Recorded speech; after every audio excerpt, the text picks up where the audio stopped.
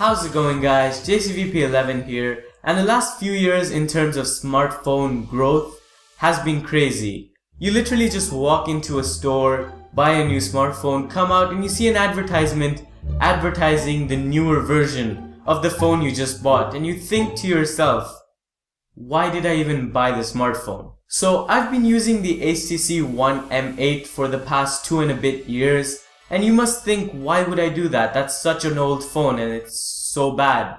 But hear me out, I think the 2-year wait cycle is not that long anymore, and here's why. Samsung, probably the biggest Android manufacturer in the universe, and if you put their Samsung Galaxy S6 and their S7, and I don't tell you which is which, I'm pretty sure you won't even know the difference between the two devices. The same could be said for their Note 5 and their Note 7, which is their upcoming device, or even their Note 7 compared to the Galaxy S7.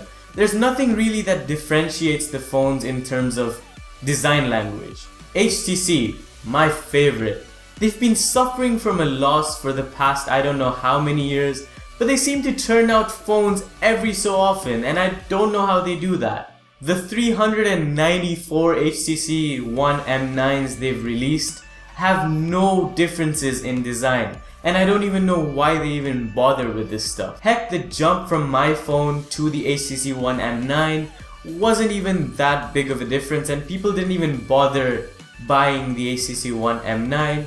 And the HTC 10 is similar to the HTC series, so I don't blame HTC for doing that, but they should bring in a little bit of innovation at least. And of course, Apple, they sure do know how to recycle. The iPhone 6 and 6S, yeah, there's not much of a difference in terms of how the phone looks. And going by the rumors, the iPhone 7 isn't gonna change much either, and they're probably naming it the iPhone 6 SE, which brings me to the point of the fact that there's no change in smartphones on how they look whatsoever in 2 years. Even though manufacturers have turned to a 1-year upgrade cycle or even a 6-month upgrade cycle, I don't really see the point in buying these devices if you've already got a previous gen version of the same device, because there's not enough change for convincing me to buy a device, and that extra 1 gig of RAM